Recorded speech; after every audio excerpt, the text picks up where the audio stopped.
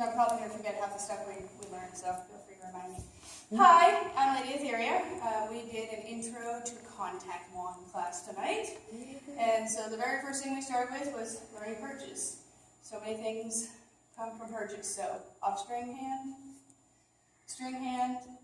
The thing to remember about this one is understanding your string length. That's number one. Figuring out how much string you need to have it perched on your arm, straight up and down, between there and your hand. Wrap it up. Practice getting it around your fingers, whatever you need to do.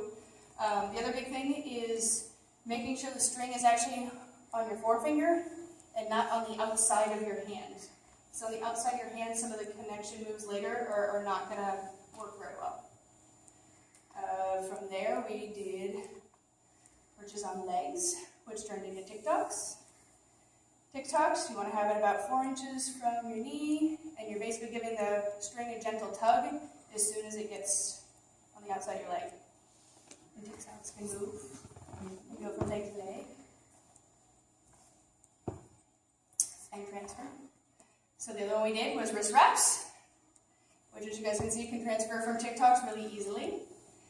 With wrist wraps, similar to the perch, you're going to start with that outside off hand string and seeing how much string you need to have to keep the wand pretty vertical, dropping it and just flipping over to the other hand. Push, push, push.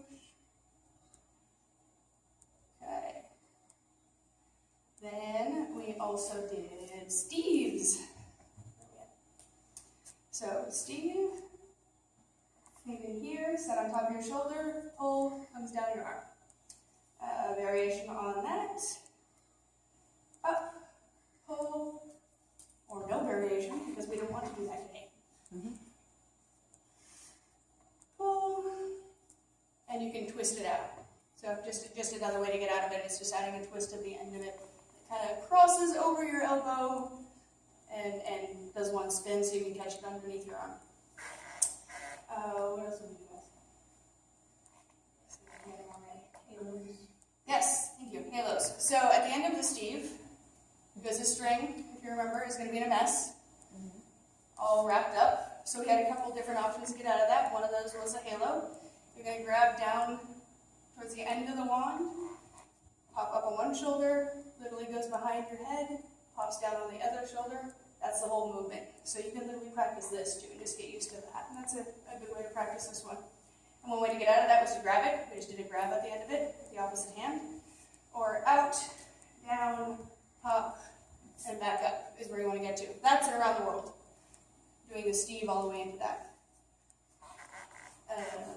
And then another exit we did from that was, again, messy string, toss out in front, just catching the other hand.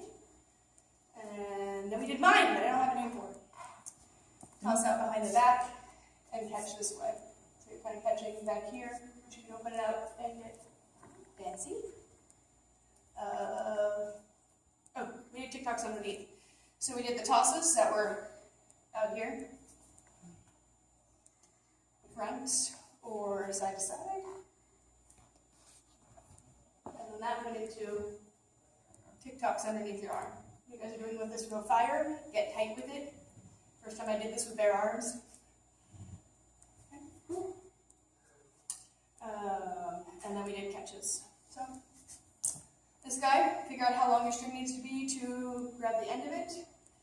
And then you're going out and catching at some point on your arm. Doesn't really matter where. Figure out what works for you. I've had times where I catch it in my hand, catch it on the forearm, catch it almost to the elbow. And so that's the fun stuff.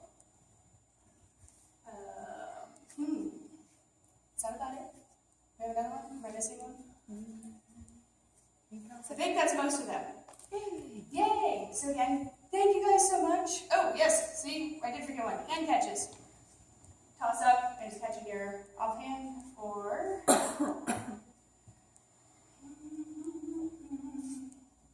toss up and catching your string hand. Remember with the string hand, you're going to need the full length of your string. So let all of it all the way out when you do that toss-up so that you've got a little extra room to get underneath the wand. Okay, I think that's it. Cool. All right, thank you guys so much.